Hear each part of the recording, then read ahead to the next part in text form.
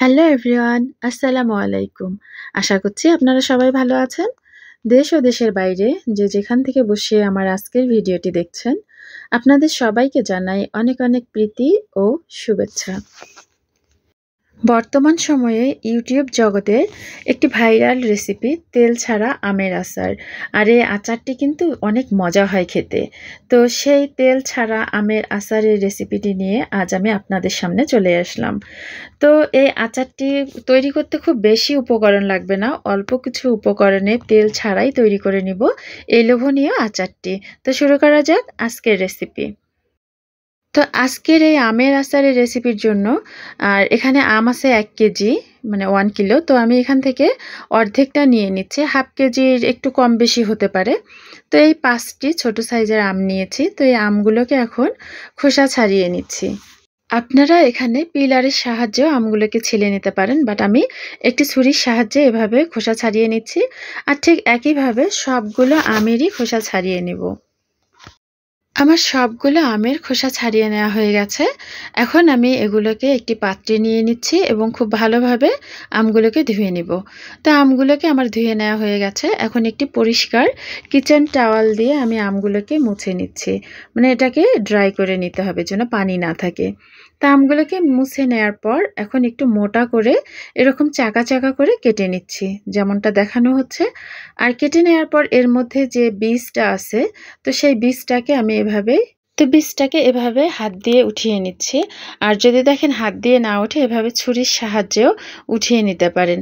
তো এভাবে আমি সবগুলো আমগুলোকে কেটে নিব এবং বীজগুলোকে ফেলে দেব। তো সবগুলো আম থেকে বীজ ফালায় দেওয়ার পর এখন আমি এগুলোকে একটি গামলার মধ্যে বা একটি বোলে উঠিয়ে নিচ্ছি। এখন এই আমগুলোর মধ্যে এক এক করে সব উপকরণ দিয়ে দিব। আমি এখানে যেহেতু হাফ কেজির কম বেশি হতে পারে আম, সেজন্য আমি এখানে আধা কাপ চিনি দিয়ে দিলাম। মিষ্টিটা আপনারা আপনাদের পছন্দ মতো দিয়ে নেবেন। আর দিয়ে দিচ্ছি এখন সামান্য পরিমাণের লবণ। লবণটা আপনারা আপনাদের স্বাদ মতো দিয়ে নেবেন। আর এখন এর মধ্যে দিয়ে দিচ্ছি সামান্য পরিমাণে লাল মরিচের গুঁড়া, আর একটু দিয়ে দিব পাপরিকা। নিশ্চয়ই বুঝতে পারছেন আমি কতটুকু দিয়েছি। চামচের আগা দিয়ে সামান্য পরিমাণে পাপরিকা। তো এটা দিলে আসলে আচারটার কালার সুন্দর হবে এবং কালো হয়ে আসবে না। আর দিয়ে দেব এখানে ভিনেগার। এখানে আমি 2 টেবিল চামচের মতো ভিনেগার দিয়ে দিচ্ছি। তো এই সবগুলো উপকরণ খুব ভালোভাবে মাখিয়ে নিচ্ছি। আর আমি আসলে যেকোনো রেসিপি আমরা পোস্ট দিতে গেলে আগে বিভিন্ন মানে অনেকগুলো রেসিপি দেখা হয়, তারপর এটা দেয়া হয়। আমি জানি না আসলে এই আচারটা কে বানিয়েছিল, বা যেই বানিয়ে থাকুক আসলে তাকে অনেক অনেক ধন্যবাদ। আচারটা আসলে অনেক লোভনীয় একটা আচার। আর অনেক ভিডিওতে আমি দেখেছি যে মরিচটা মানে রান্না হওয়ার সময় ব্যবহার করা হয়। আর যখন এই যে আমটাকে মাখিয়ে রাখে, ওই সময় একটু কালচে কালচে ভাব আসে। তো আমার কেন জানি মনে হলো যে আমি মরিচটাও এখানে দিয়ে দেই। তো এইজন্যই আমি মরিচ, তারপরে লবণ, চিনি সব একসাথে মাখিয়ে নিচ্ছি ভিনেগার সহ। আর এখন এটাকে ঢাকনা দিয়ে 1 ঘন্টার জন্য রেখে দিব। আরেকটা জিনিস শেয়ার করি এখানে, যে যখন আমি ভিডিওগুলো দেখছিলাম তখন সবাই বলছিল 1 ঘন্টা রেখে দিতে হবে। তো কেন যেন আমার মনে হচ্ছিল যে 1 ঘন্টা কেন রাখতে হবে? কেন সাথে সাথে করা যাবে না? তো পরে ভাবলাম যে আমি না একবারেই করব। তারপরে ভাবলাম যে না দেখি ১ ঘন্টা রেখে দেখি কি হয়। তো ১ ঘন্টা রেখে দেওয়ার পর যে রেজাল্টটা আসলো, দেখা গেল যে আমটা কিন্তু অনেকটাই সফট হয়ে আসছে এবং রান্না হতে কিন্তু বেশি সময় লাগেনি। তো যাই হোক, যে বেচারা এই ১ম আচারটি তৈরি করেছিল তার মাথায় আসলে বুদ্ধি আছে। তো এই তো, আমি এটাকে ঢাকনা দিয়ে ঢেকে আমি এটাকে সাইডে রেখে দিচ্ছি। আর এখন এই আচারের জন্য আমরা একটি স্পেশাল মসলা তৈরি করে নিব।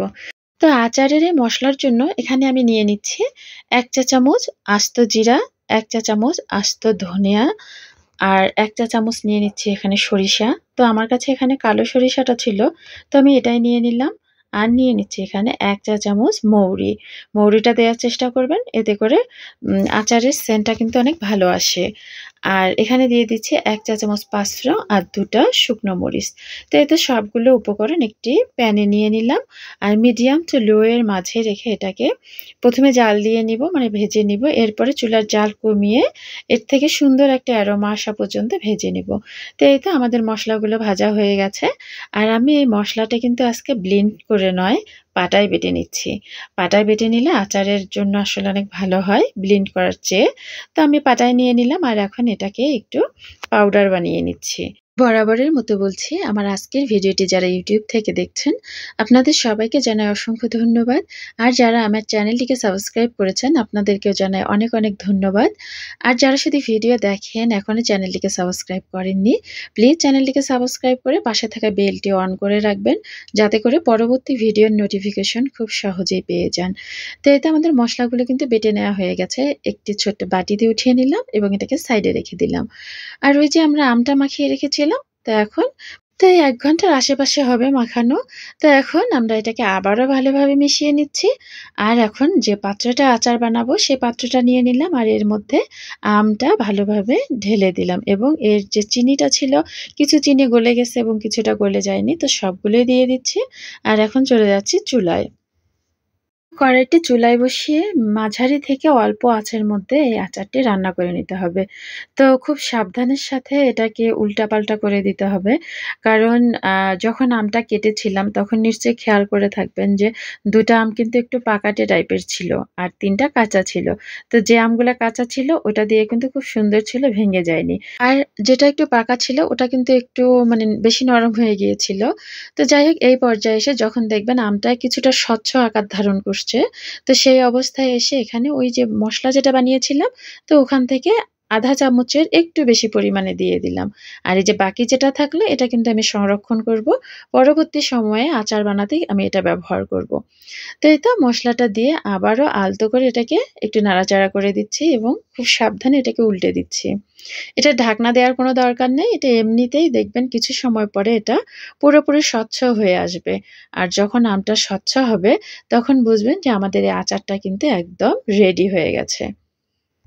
তো দেখতেই পাচ্ছেন যে এই স্টেজে এসে আমাদের আমগুলো কিন্তু একদম স্বচ্ছ আকার ধারণ করেছে। তো আমাদের আচার রেডি। এখন চুলা বন্ধ করে এটাকে নামিয়ে নিব। তো যে পাত্রে পরিবেশন করব, তো সেই পাত্রটার মধ্যে আমি এখন এই আচারগুলো নিয়ে নিচ্ছি। এটা দেখতে যেমন লোভনীয়, খেতেও কিন্তু অসাধারণ। আশা করছি আমার আজকের রেসিপিটি আপনাদের ভালো লেগেছে। যদি রেসিপি ভালো লেগে থাকে তাহলে লাইক, কমেন্ট আর শেয়ার করে পাশে থাকবেন। সেই সঙ্গে যারা এই চ্যানেলটিকে সাবস্ক্রাইব করেননি, চ্যানেলটিকে সাবস্ক্রাইব করে পাশে থাকা বেলটি অন করে রাখবেন। আর যারা ফেসবুক থেকে দেখছেন, আপনাদেরকেও জানাই অসংখ্য ধন্যবাদ।